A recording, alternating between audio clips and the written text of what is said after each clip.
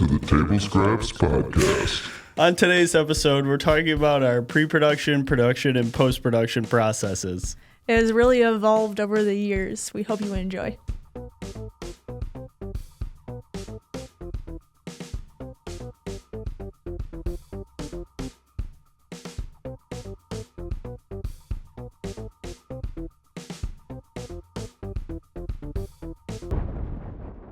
So how'd your appointment go today? Great. Yeah? They found 5 extra eggs. What is that total then? 15. Damn. I know. I think, I don't know. These Well, numbers. I mean, some people get like 40, which is insane, but 15 is a good number. Like, Nice. that's what they're looking for. And they could have created more, but since she's young, they didn't want to, there's no need because the quality is going to be really good of those 15. Okay. So if you're older, they might try to get 20, 30 of them because they know that they're not all going to be good. Today I went to BJ's and at the checkout, the lady was like, "How's your day going?" I'm like, "My day's going absolutely wonderful." And she's like, "Why is that?" And I said, "Because I found 5 extra eggs." Oh, you actually told her what was going on? And she's like, "That is great news." Yeah. I was like, she probably has no idea what I'm talking about. Yeah, She without, said it made her day better. Yeah, she did. She said it was made her day better. That I was so happy. So, yeah, share that happiness. but I didn't really give much context. I just was Just like, 5 extra eggs. She's like, in your egg carton? Like, they just put extra eggs in there? That's pretty good. Still happy for you. Well, that's good. I know that appointment could have gone, any direction. For You never sure. know walking in there, so Still can. but glad. Yeah, Yeah. But at least for today. Today is a good day. Today's a good day. Yep. Day at a time. We'll take it. Speaking of today and today's topic, because it was my responsibility to choose, I think we'd get right into it because it might be a long one. I'm thinking it would be cool to go through the different steps, and I'm pointing at this. I left these post-it notes here. I was thinking here earlier Bobby today. and I loves post-it notes. If you Seriously, can't tell. I love. There's 5 over there. We're on going my to go desk broke too. buying post-it notes. Yeah, it's a bit of an addiction, but kind of part of this, and we'll get into it, what works for you. So I listed out the major steps of our process in making videos when it's, it starts with making a sale, finding a lead, all the way through polishing up the video at the end. I think we do a lot of things well, and I think that we have room for improvement on other things, and we're constantly evolving in these categories. So I'd like to go through and kind of just talk a little bit about what it is that we do at each step and, which steps we like, which ones we don't like. Well, before we get into that, Sure. why don't you tell us how your week was? How was my week? Oh, give Madison a little shout out. I like how we come into these and you're always like, how about you? And I'm like, what about me? As if nothing happened. No, It's been another week. It was a good week. Yeah, Madison, she has been in the process of applying for CRNA school. So it's a graduate program. And she got in. She got into Oakland University. Woo-hoo. And we couldn't be more excited. I mean, it's a long road ahead. It's like a 4-year program. A lot of it she can't work during, so it's going to be a little bit of a grind. But, from the moment we started dating and we figured out that she had these aspirations, it's always just don't worry about it. Just do what you got to do. Put your head down. We'll put both our heads Sure. down. And It'll work out. We'll figure it out, yeah. It's exciting. It's like another thing to look forward to. Yeah. You go through life in stages. You go through high school, you go through college, you have these 4-year marks, and now it's like another one. 4 years from now, we'll get another graduation and another reason to celebrate. And then... Another grad party. I thought we were done with those. No, For a we're while, going to yeah. cater. We're going to get some tents, slip and slide. Ooh, We're just going to make love a it good just slip and slide. like they used to be.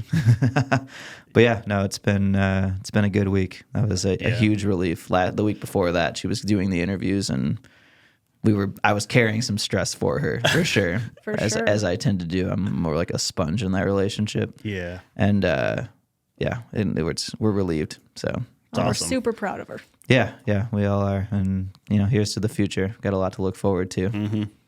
But yeah, that's pretty much. That was a big week. Yeah. How about you guys? Let's just rewind here for a second. I was just excited to get into my topic. No, I know. so- I think it's cool. Now the people know what we're going to talk about. Yeah. But we're not going to talk about But it. yeah, we're just teasing it a little bit. Yeah. Yeah. Well, we talked about Katie's morning. Obviously, Yeah. This week took a good swing here today. So, Mm-hmm. how about you? Well, since our last podcast, when I said that I was going to start creating, doing the whole thing, I've done 7 or 8 days. Today's the 8th day of posting a reel every day. So I'm posting them on YouTube Shorts, TikTok, Instagram, and Facebook. And it's been really hard. It's been really tough to make these every day and film myself and find the time to do that among everything else that we're doing. But I'm going to keep going with it. I said I was going to do it up until we publish Supercat. So I got like 35 more days. Do you find it getting any easier yet? Or are you kind of like in the trenches right now? The first day I was like upset. I was angry. Yeah. Right? Like what have I done? No, type of like thing? I'm just sitting there and I'm trying to figure it out, and I got so frustrated, and then I started to film a little bit and I got more frustrated because it's hard. Like I'm either behind the camera or in front of it. I'm never doing both at once. And you guys both offered to help me. I appreciate that, but I have to do this by myself to just see how it's done and figure it out. But once I got done with that first one and I published it, I liked the way that it looked. Didn't really get any feedback from anybody, but I wasn't looking for that. I'm just looking to do it myself. So after the first one, I did the second one. It was a little bit easier until Friday, I think it was. Or no, when did I do the outside one? That was this week. Yeah. I think it You're talking was about Wednesday, the maybe? one that you just posted today? Yeah, I published it today. We're recording on Friday. So Did you shoot it? Wouldn't you have shot it yesterday then?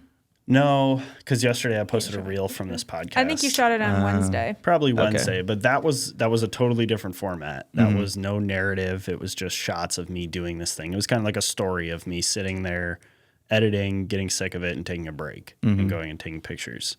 That You were one, super irritated. yeah, after that one. was so hard. I mean, I was like in the creek, and all the gear got like muddy, and I was muddy and just sweating because it's like 80 degrees outside. I know for all the Florida people, that's like not that hot, but I can't handle it. I thought Brad dropped the camera into the creek, and that's why he was so upset. But turns out he was actually just so upset because he doesn't like to be hot. Yeah, I feel you. I hate it. I agree. And I started in the morning, so it was a little cooler, and I had pants on and a sweatshirt. So I'm like, okay, well, now I have to wear this all day. Yeah, you've already. Well, you could have maybe tied it around your waist or something. Ooh, that would Yeah. have looked cool. I mean, I already had the satchel on. We can't go that far. Yeah, whatever. You had to take it to the end. But I published that this morning, and I think that was my favorite one, even though it didn't have like much of a takeaway. Like nobody learned anything from that. It was more just entertainment. But I really liked making that, and I think I'm going to try to do that and the teaching ones as like two separate types of content. Yeah, and that's a just good kind of idea. bounce back and forth between the two. When I get sick of one, do a different one. Little variety for the viewer, for yourself, and then you just you have more ideas that you can pull from. Because like you said, you got 35 more. That's no small feat. Yeah, I liked that one. I haven't watched it yet. I haven't seen it on actual social media, the finished product, but the stuff that you showed me of it, I liked it. I liked the style of it. It felt more like you. Yeah. So yeah. Oh, that's good. I was talking to Carson yesterday about this stuff, and he was asking me to make a little bit more content on our pre-production process. I think he saw the reel that I did where I said it was important, but I didn't really talk about it. So this morning I went through and I kind of like cleaned up our pre-production process because we've got a lot of ideas that are in different areas. And it was funny that you came in with the topic of going through our filming process today because it's fresh. Yeah. Like I just went through it, cleaned it all up, made a couple new templates. Yeah. And I'm ready to make some content for Carson, and he'll probably get a lot out of this because we're going to go through everything. So. Yeah, honestly, you're right. It is kind of scattered. I feel like there's been many good ideas that we have pulled from, and that oh, hey, what's up? What's up, kitty? Oh, Loca's making her debut. Yeah, so we've used a lot of different ideas, and I've definitely pulled some and kind of stopped using others or whatever. And like as you do, you evolve as you go through and shed the stuff that isn't working. And that's kind of when I had this idea, I was hoping to ask you about some of that pre-production stuff. Yeah. I use it, but I don't use it as effectively as I could. And I know that. I'm still trying to figure out what works for me. Post-it notes, that's something that seems to be working as far as generating ideas and things like that, or, like creating a timeline like that, just somehow getting the scope into a view that I can actually like comprehend. But yeah, I think why don't we get started? And the first part of this process that we have written down is leads. So I feel like a lead could be a sale. It could be something. Give her a little love tap. Get her out of here. Yeah. You don't want her in here? Okay. Well, she's kind of like in the front of the shot. Come on, Loke. You gotta go. Go on. A little No, you gotta, stronger like, love punch tap. I know. Come giving her a There we little pep go. before I give Okay. her the shove. Leads. So it could be a lead or maybe even like an organic idea. Some of the stuff like what you're working on now, maybe we're not getting paid for it. Maybe it's more to promote the brand, so in-house marketing almost. Or maybe it's just something that we want to do for fun. So I thought maybe, I know you've been going through and searching social media for ideas organically. So maybe if you want to talk a little bit about that, what have you been doing to kind of churn these videos out or get ideas for them? For the ones that I'm making for... Well, really anything. I mean, it can be, that's just coming to mind because I've seen you do it, and I've started to do it a little bit for some of the real estate stuff. Yeah, I would say there's two different kinds of leads then, the way that you're talking about it. One being like actually getting people that are going to pay for projects and, do business with us. And the other is just finding projects for ourselves that might be marketing for our business. The stuff that I'm doing is all marketing. It's kind of to show like, okay, this is what we can do for people. This is our quality of work, and teaching some other people that might not know about our processes. But as far as going and finding that stuff, I go and we talked about it on the last podcast. I go and I look at Instagram, for example, and find stuff that I like that performs well and put that into a document, and then pick out of all those different topics which one I want to make. So I go in, I see something that I like. Okay, I either like the topic or I like the way that they shot it, and then I'm creating it for myself. And from what I can tell, this is very common practice. There are rarely original ideas anymore. Pretty much everything has been done. But you're still creating it for yourself. Like the video that I made of walking through the woods and taking pictures was based off of someone else that was planting flowers. They were like, they got up from reading a book and they went outside and planted a flower and then like picked a tomato or something at the end. I'm like, okay, I like the way that they shot that. So I tried to replicate some of the color, some of the shot sequence, but I was doing a totally different thing, and it applied directly to our business where it was like taking a break from editing. So it wasn't I guess it wasn't an original idea, but it's original content. Yeah, I feel like that much of a spin on it makes it pretty original. I mean, that's just drawing inspiration from something you saw. Yeah. I'd call that pretty original, honestly. So a part of using that tactic to go find something and then use it as inspiration is part of our pre-production process. It's not the first step, but once we get into understanding what the goals are of a client, we go out and we find all the things that would make sense for them to make. And we pick from the stuff that worked really well and then try to regenerate it for them and their business. So that's kind of how we would use both of those as one, like for leads in general. Right. Yeah. Going and finding inspiration. So as far as leads go, outside of like this organic, these ideas that we're using for our own marketing, I mean, I guess within the last few months, I've gotten a little bit of a taste of what that's like working a lead. I was still pretty fresh, so not really anything that I was doing, if anything, just supporting you. It seems like they're mostly coming from people who have already worked with us, recommendations being given to friends or to fellow business owners. A lot of our stuff that exists in the boating industry gets around, and a lot of those people are business owners, and they come to us looking for help or looking to understand what we can provide. And I know that you've been doing the newsletter now. Well, we've been, but Katie's been doing. I've been doing the Katie's newsletter. been working the newsletter. Yeah. And you're generating leads like that too. Is there anything else in particular that you're doing to take full advantage of leads that might come in, giving them a process to follow to get to us more easily? I think we're kind of getting there at this point. I think the slow growth in this whole business is key for us. We're a small team. We can't just explode and take a ton of new clients. We have to kind of ramp up step at a time. So the clients that work, or the leads that are coming in now, are treated differently than the leads were a year ago, where it was very hands-on, very individual, kind of like whatever they needed type of a thing. Now we can approach a client and say, here's a product that we're offering, and this is how we get it done. This is the stuff that you need to tell us.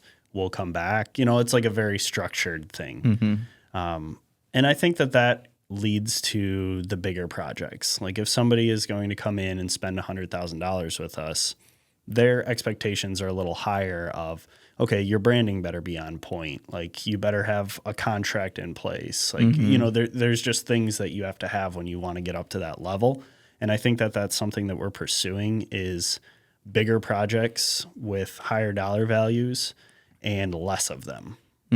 Right. Yeah. That's kind of like everything that we're geared towards. Yeah. Right now. Projects that span a little bit of a longer time so we can really get down into them and make them as good as we possibly can. But I know Katie has a good story of a lead that she brought in from the Boyne Thunder event.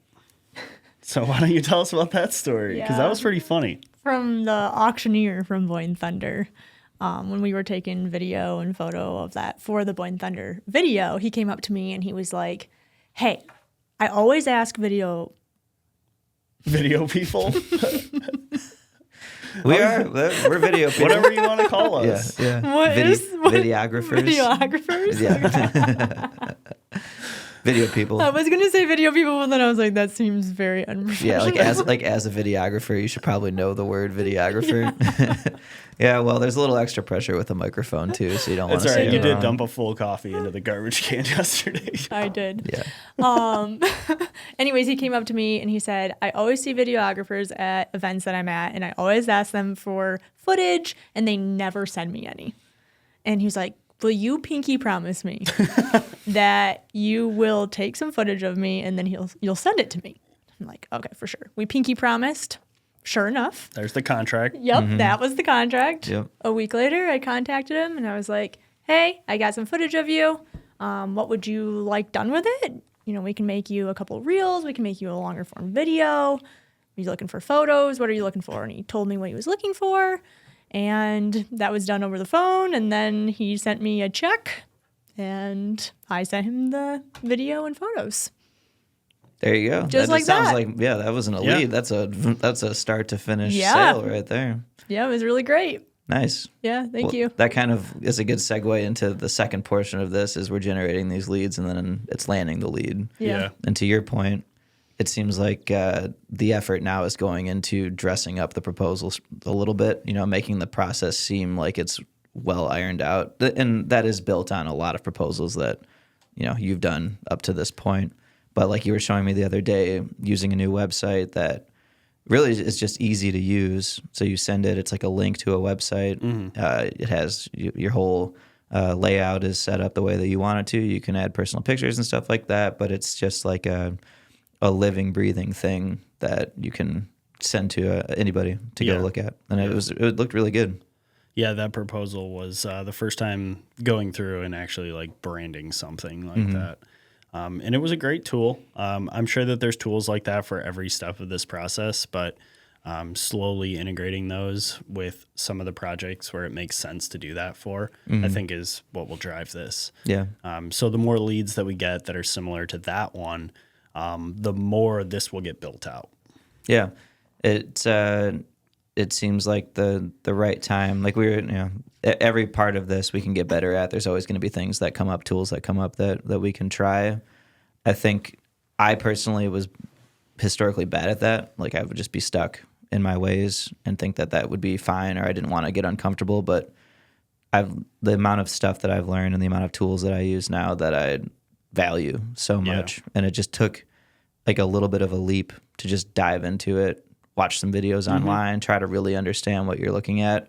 When I first started, there was a lot of things that I wasn't fully using at all. And then I started to understand more about what I needed to know, and then it becomes so much more valuable. So the same with this proposal tool. I feel like it's just going to get easier and easier to use, and taking full advantage of it, it's going to lead to more sales. And there's so many things that we do that work really well, but we don't convey it to the customers because a lot of our clients are long-term clients.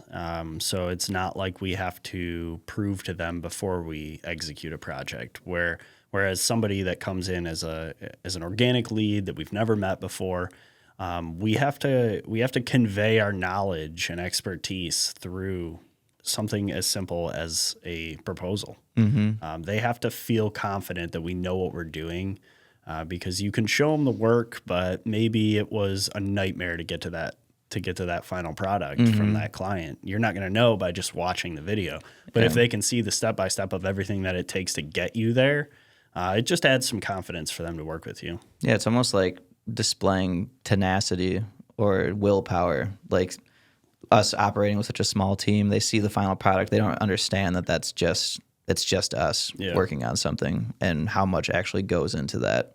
So I think to show that grit a little bit is very beneficial for us. You're That's kind of that Lions game. Yeah. That's how we identify ourselves. We just love the grit. Lions, Detroit, whatever. Like Scrapyard. It's just that's part of it. Yeah, is the that's grind. true. Yeah. And then you make a sale. Let's say use your brand new tool.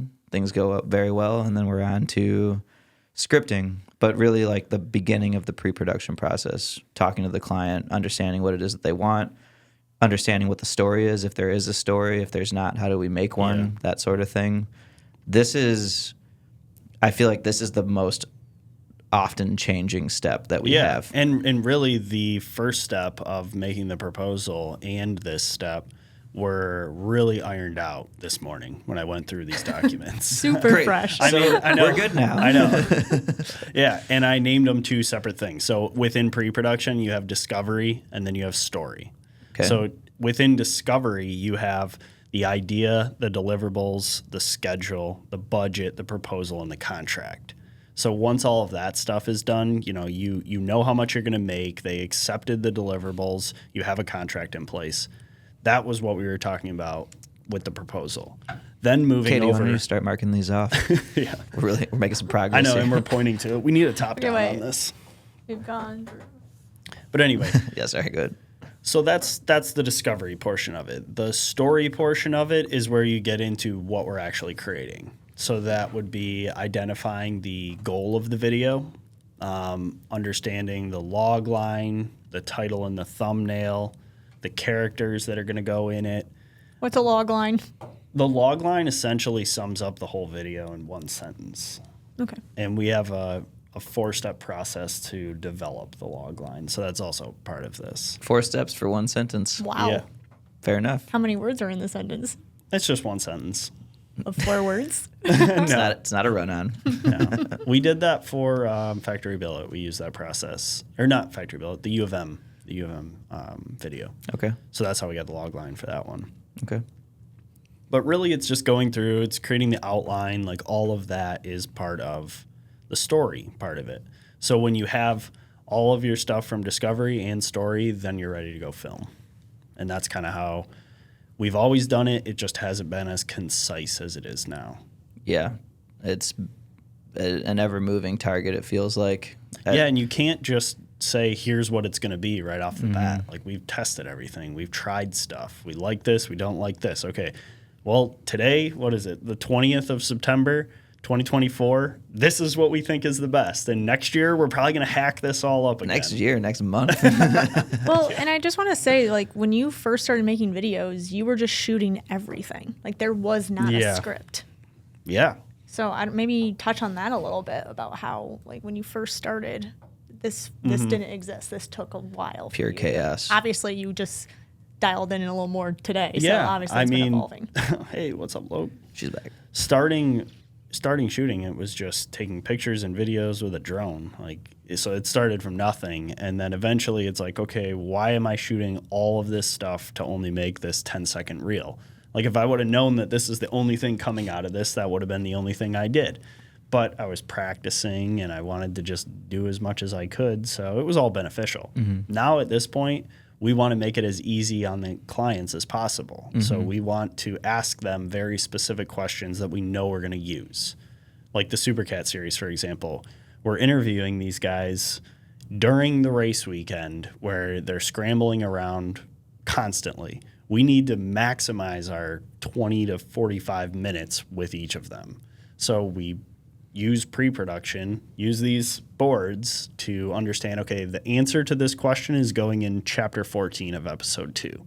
And that was really a product of these big projects that forced us to really get granular with our pre-production. And then you take that to like a reel, and it just makes that way easier. Like we're out filming, and it's like, okay, I know that I'm going to use this shot for the reel because I already know that this angle looks good. Like, I'm thinking about it, and I only need like 5 of these. So this is only going to take 20 minutes, not 2 hours. Yeah, almost like, again, I cannot state this enough. There's only 3 of us. So like any amount of time that we can save doing anything is so crucial. So having this process in place to save your time on the shoot and to save the time for the client, everybody's benefiting from that. In order for us to keep taking on new projects and more projects, it's almost a necessity. It's efficiency.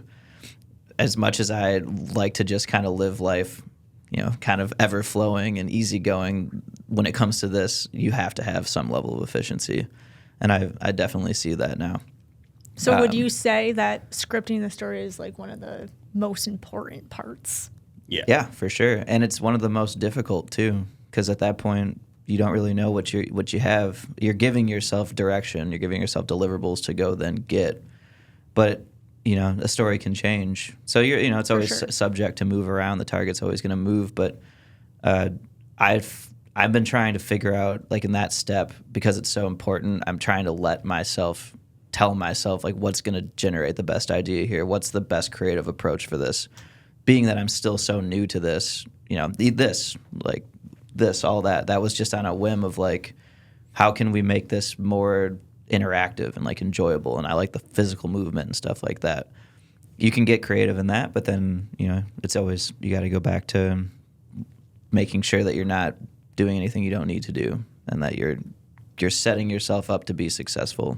Because, at this point, as we keep pointing to this, we're maybe not even halfway through everything when you're starting that initial script. There's a lot more to come. Yeah. Yep. And there's only so many times when you're sitting in the edit and you don't have a script and you're going, man, I really wish I had a script. It's just going to drive you to the point to script stuff. With these videos that I'm making every day, I'm scripting everything. I feel like an actor, right? I'm like reading lines, and it's so uncomfortable. But that's how you get your message across, and you only have to shoot for a small amount of time. That's how you make 45 videos in 45 days. Yeah. On top of everything else. Yeah, as if you were like just videoing your whole day without knowing exactly what you were looking for. Right. It would take so much longer. It wouldn't be possible to go through all that footage and then make a reel. Nope. Not at all. So naturally, we're getting into interviews. We talked a little bit about that. Interviews, A and B roll. Obviously, this is... But at this point, we've moved out of pre-production. Yes. Yeah. Now we are into production. We're into production. So 3 steps: pre-production, production, post-production. Yeah. And this is...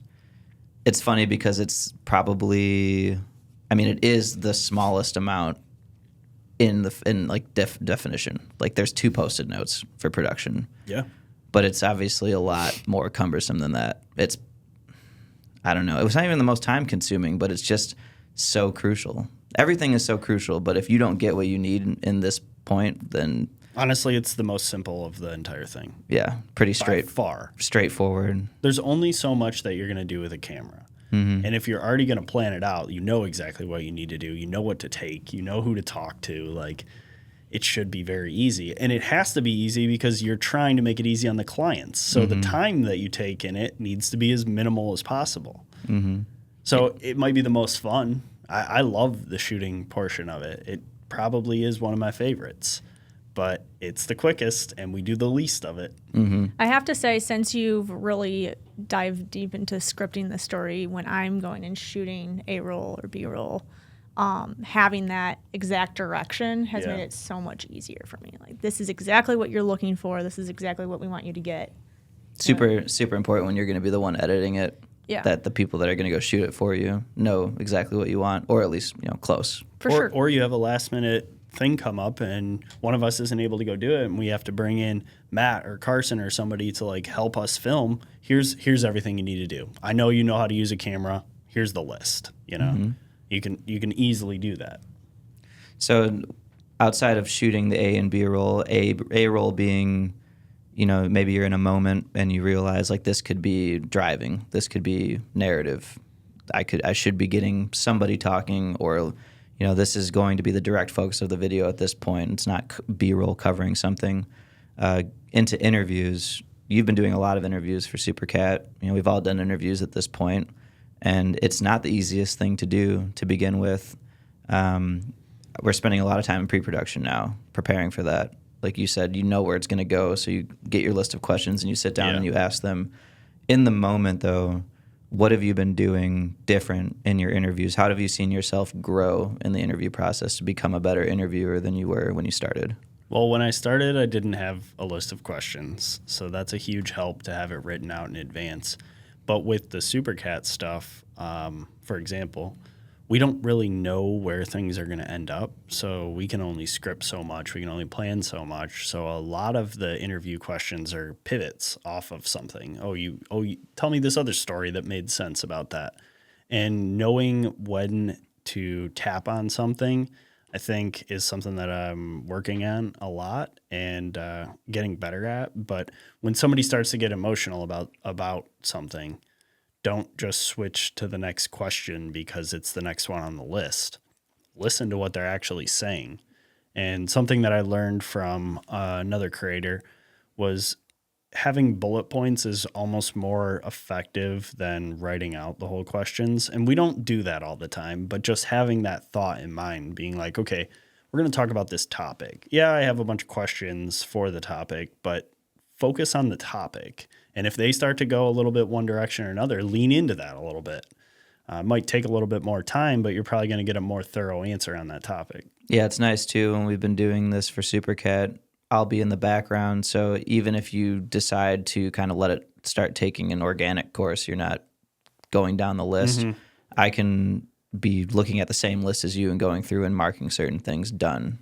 And maybe you didn't ask that exact question, but because we did so much pre-production, we know the answer we're trying to get. Yeah. So if you know the answer and you got the answer, maybe you didn't ask the exact question, doesn't matter. We knew what we were trying to accomplish. It's accomplished now. But I will say, watching you do these interviews, they're definitely the most intense, like the heaviest that we've had to do. Just sheer number of questions, just the sheer size of the story. Yeah. But also then getting into certain dramatic things that maybe are uncomfortable and not shying away from that emotion. You've done a good job at that, and being polite at the same time.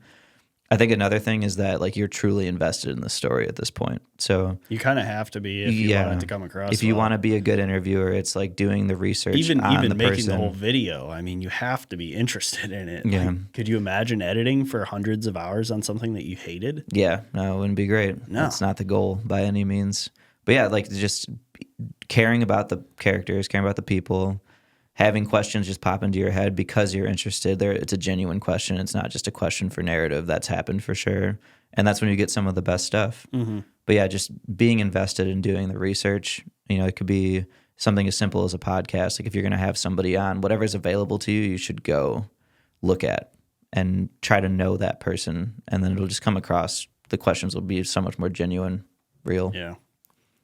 All right, what do we got after interviews? So that would have been all the shooting, right? That's the shooting. That's the A-roll, two things. B-roll, some interviews. And that's how you make a video. All right. Yep, that's it. It's Voila. only, 6 trips depending and, days and days at a time. But on sticky notes, it's 2 sticky notes. So then you get home and you have all of this stuff. Good stuff, bad stuff. You got to figure out what's going to work. Again, pre-production will help you with that. We've sit and slot certain things in certain areas. That process has changed a million times too. The way that we even download all of our footage and store it, that's all changed. Everything is just progressing to the idea is perfect. Hopefully it never gets there though, because that's what keeps it exciting, keeps you challenging yourself. But I guess when you get home and you have everything uploaded and it's all there at your disposal, and you go to crack open that Premiere project for the first time, what's the first step there? What are you? The first step is to be thankful that you did pre-production. Yeah, for sure. Yeah, you've already saved yourself hours and hours. Yeah, so congrats. Which is such a big difference from production, whereas you can always turn on the camera and start filming someone and ask them some questions. Like, it's easy. But when you sit down and do an edit, you only have what you shot, and you have your outline. You know exactly where to start. It's just so much easier and so much more comforting, because that first feeling when you sit down and open up Premiere and you have that empty timeline, it's like you could make anything. It's like a blank piece of paper in front of you and someone told you to draw a picture. You know, it's a little daunting at that point. And I think it's the hardest moment of the entire process. So it's a real hump. Yeah, and everything that we do in pre-production is geared towards helping that moment. Right? Getting you over that hump. So we have, okay, what's the first thing that we do? All right, we're going to use adjustment layers and block out all the chapters in the main timeline. And then we're going to pull in all the we're going to cut through all the interviews, and we're going to pull all the good clips and put them into the chunks where they belong. Then we're going to go find all the B-roll, put those into the chunks. Then we're going to find music for each chapter, put that in there. For the listener, adjustment layers, don't worry about what that is. It's like a heading. So it's just we're labeling the chapters. Yeah, it looks like this, but in our program. Yeah, the adjustment layer is like a little bar, but it just say, titled Chapter 1. So you're organizing your story. But yes, continue. Then you're putting everything into those chapters. Yeah, and this is the process that is individual. I mean, you do it a little bit differently than I do. There's no point in making this exactly the same for everyone, as long as we have an understanding of what's going on so the other person can open it and kind of know where they're at. But I think it'll probably always change. The tools change themselves. They make it easier for us. Like, you just found out something in Premiere where you can search a word in an interview and it'll take you to right where it is in there. Wow, that's cool. And then you can just you can highlight the words you need, and you can pull it, and it'll pull the actual video clip out. So you can just throw it in your timeline if you need it. Wow, that's a great tool. And there's been so many times where somebody says, but this thing, and I need them to say, and this thing, type in and, pull it out, put it right in. Like, yeah, I'm really looking forward to using that. Many uses. Yeah, thanks to the John Bon Jovi documentary email that I got from Premiere Pro. I actually opened a blast email. Never do that. Always read the Premiere Pro updates. They're awesome. I watched the whole, it was like a 6-minute video, and maybe that'll save us 6 minutes of time 1,000 times. So just totally worth it. All right. Let's go. You can stay until you take up that much camera space. Yeah, so that first step in Premiere just made easier by pre-production. For sure, because I remember there was a time, like when you first started doing this, I would go through and I would listen to all of the narrative, and I was labeling what it was. And then that's how you were building your story. Yeah, and we just took it a step further. Okay, label it and put it in the chapter that it goes in. That's where before you didn't know what chapter it was going. Yeah, we didn't have chapters. It was like, okay, go listen to it, label it. Okay, I go read it all. Like, but then you listen to it again anyway. There was so much redundancy. Yeah, there that. was some redundancy. Now it's like, take it, move it somewhere. We have so many headings of just topics, and now they're going into these buckets as you're listening. Put it right in there, and now when you go to reach for something on these Post-it notes or whatever you need, you should be able to go find that in those buckets and then listen to that. You're saving yourself a bunch of time by being much more direct about what you're listening to, because you're going to listen to it a few times over too if you want to really find the good stuff. So there's no sense in listening to a bunch of stuff that has nothing to do with what you need in that moment, because you're in the middle of a thought. Don't pull yourself out of it. But yeah, that's the creating the narrative step. Is you've already got the scripted narrative, but now you make the narrative in Premiere. And then kind of how you blend all that. So say you've got your chapter 1, you put your narrative in there, you put your B-roll in there, you found a song for it. Okay, now how do you make all of that finished for chapter 1? And that's something that I think I don't really know. I mean, you can either start with the music. Maybe there is no music. Maybe you're just using Foley. Foley, yes. Foley, You're gonna put me on the spot. Spelled Foley. It's basically just everyday sounds. So when you're watching a movie and you see somebody walking on gravel and sounds really good, it's because they're not actually using the sound, or they have that mic'd up specifically. But most of the time they're in a studio creating that sound. I'm sure a lot of people have seen those videos, door opening or whatever. They just got all these tools at their disposal. We don't have a studio like that, though. You but want one one day, though. I would love a Foley studio. Every single sound in every video. I'm just I was just thinking about that the other day when I was doing the dishes, and the spray option on the faucet. Like I was cleaning the I hate sink. that option. I love that option. It always makes a mess. But anyways, I was like, wow, this is a nice sound. This would be a good Foley. there you go. I did. I thought See? that. Now you're having everyday thoughts. Now this job will just work its way into every aspect of your life. Every sound that you hear now, you're like, great. I should record this. But that's I don't know how that's all going to blend together. It's tough. I never know. It I never changes. know. It changes And most that's every the point. time. That's the point with Supercat that I'm at right now in episode 1 is everything's in there, and now it's like, okay, just make it all work, right? Like have the music cut out because the narrative needed it to cut out to emphasize some words or something like that, and like piecing all that together. It's pretty fun, but it takes a long time. I think it's probably the longest portion of the editing. Now that we have refinements to cutting up the interviews, finding the B-roll, finding the music, like that stuff all took a long time before, but it's so much faster with where we're at. So are you, because there was a time where you were saying choose your music before going through the narrative. I mean, I would even say find your music before you script the video. You could find the music at any point. I know I struggle with that part because I feel like I need to hear what they're saying. It depends on what you're shooting. Yeah. If you're going out to create a reel, maybe you found the song in advance and you're going to shoot it pacing the shots like you would for the music. For this, it's kind of like a theme. What kind of music are we going for overall for Supercat? And it's less, I would say it's less vocals, more instrumental, and less distractive music. Like, you know what I mean? Yeah. Bobby, talk about that thing you were telling me about yesterday with the music, and you can hear the different instruments. Luffs? Yeah. Well, Luffs is a new, okay, so I've been diving into audio quite a bit.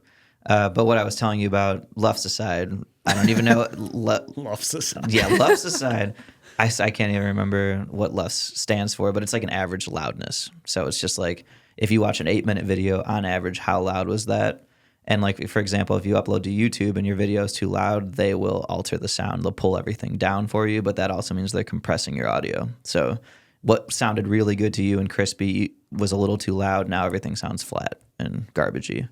But what I was talking to you about specifically was that you can go in and you can pull down frequencies in music, any instrument, whatever, in anything, to create more space for vocal frequencies. So all of our frequencies exist in a pretty average area, and you can listen to like specific clips of like, say you're talking, your frequencies are different than mine. I can find what those frequencies are, and I can go into the music they were using and just dial those back a little bit. Yeah, I thought that was really cool. Yeah, it's just creating more space. There's only so many frequencies, and if you have things clashing, it sounds loud and noisy, and they're kind of interrupting each other and stuff like that. So, new outlet. This is another thing where I'm like, I had no idea what I was looking for, but now I can mix this into the process pretty easily because I know what I need to do, and tools exist to do it, and hopefully it'll just enhance the game with everything that we do in choosing music and sound effects. Another thing, Katie, for music, when you guys are watching documentaries, I would maybe try to start paying attention to certain tones in the documentaries and then what you're hearing at the same time. So like if you're watching a true crime doc or something's really serious, are they playing music? Are they playing sounds? What are those sounds like? Even in movies, it could be a rom-com. If it's happy, what kind of music are you hearing? I think it would help you generate ideas when you go to make your own stuff. You know what mood you're going for. Okay, what kind of music usually sets that tone? For sure. I have a hard time hearing. Hearing in general? Well, that's a whole other thing. But hearing the beat and the... Well, that's that's fine, and and if that's something you need support in, then that's fine because not everybody's going to hear a beat the same. But so if you can't hear the beat, You're not alone. Yeah. It was funny. Like you were telling me the other day in the podcast, you're like, I swore that was timed up perfectly, and it was like a second off. Oh, no. Like it was like it was that far off, and she's like, oh, I thought to me that was I perfect. totally heard it correctly. Well, that's not really anything you can control. I don't know. It's weird. But yeah, so going back to this process, this point of the process, also changing all the time. Yeah. We and do like it differently. For Supercat, you're doing the sound design and the music, whereas in most of our projects, it's one person doing this all the way through. Mm-hmm. It's too big of a project to really do that, so I'm passing off the project file to you to do sound so that I can go then lay the next narrative for the next episode. Mm-hmm. So we'll see how that process works. Is that your guys' first time doing that process? I think Pretty so, much. yeah. I mean, outside of like, I could make a video and hand it to you, and maybe you make some adjustments, but it's not supporting a full portion of the video. It's just like, hey, I would change this, this, and this. That was more of a learning thing too. Yeah. This is like we're trying to execute efficiently. Yeah. Which is cool because Bobby's good at doing that. Yeah, you're and leaning into that. Yeah, So it's it nice. makes sense. Yeah, it's the idea to find what we like and lean into that a little bit more if we're going to support projects, all together. That's exciting to me.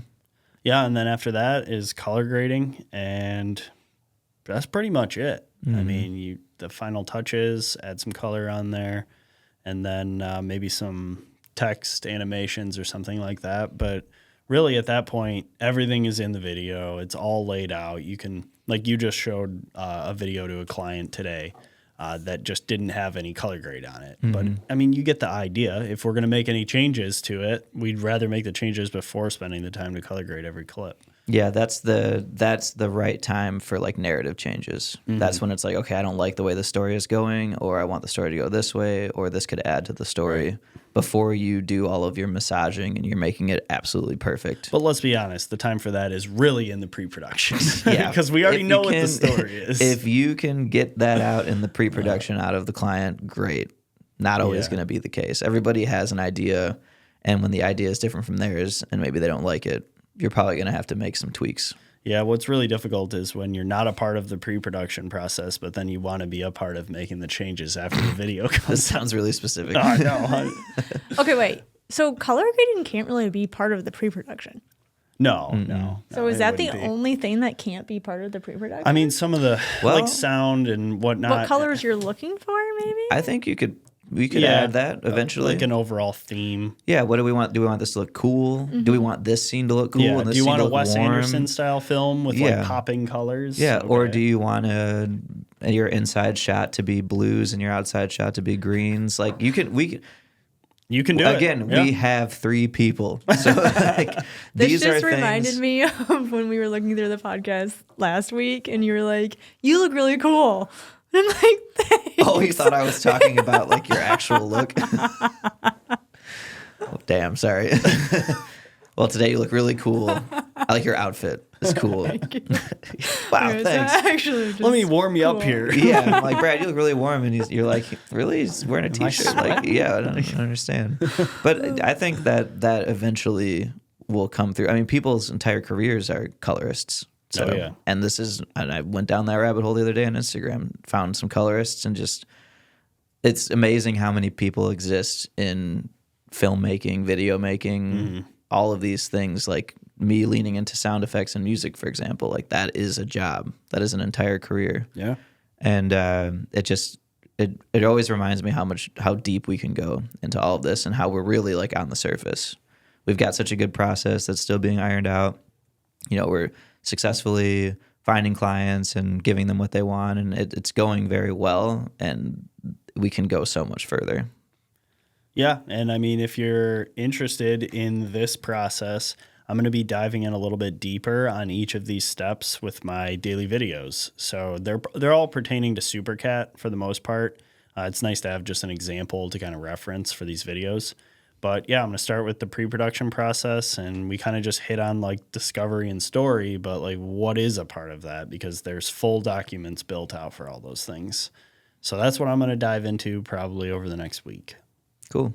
Well, I will definitely be tuning in and giving you a like. Thanks. And a Always comment.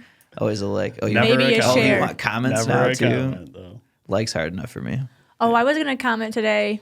What was your post? Wanting. Oh, for the shot list for Yeah, that video? I almost did You that. almost commented? I Wow. did. I thought about it and then I didn't. How many of you almost commented? Probably a lot of people, Yeah. Yeah. myself included. I'll start saying it in the video. Hey, comment. Please, for the love of God, don't just think do about it. Like it, comment it. My life is depending on it. I can't tell you how many people say that when they actually say it in a video, even though it's annoying, it actually makes a difference. I'm sure it does. So, like and comment and subscribe to this YouTube channel. Thank you. Please respond to us and talk to us and tell us about things that you want to hear about. Again, we'll say it every time. We come up with these ideas usually the day before. What are we going to talk about? Always open to anything. Makes it more fun. So next week I'll be picking the topic. Yeah. Have you thought about it All yet? right. You going to think about it 5 minutes before? No, I'm going to give it some thought. I already thought of my topic. Oh, for 2 For weeks 2 from weeks? Yep, and then I already forgot it. But I will remember it again, I think. I think I've thought that many a time. I'll remember that if Like, it's see if important. it comes back through the brain. I think it Well, will. if you do next time, write it on a sticky note. Yeah, Bring it down here. I should do that. All right. Well, Yeah. That didn't take wraps as it up. long as we thought. No, it was pretty. You guys were like, oh, this is pretty going to good. take forever. And then we were like, boom, boom, boom, boom, boom. Yeah, we didn't get too far in the weeds. We accomplished all of these steps. Feeling pretty good. Just now, like All right. that. And make sure that you like and subscribe and comment on this video. yes. And thank you for watching. Have a nice day.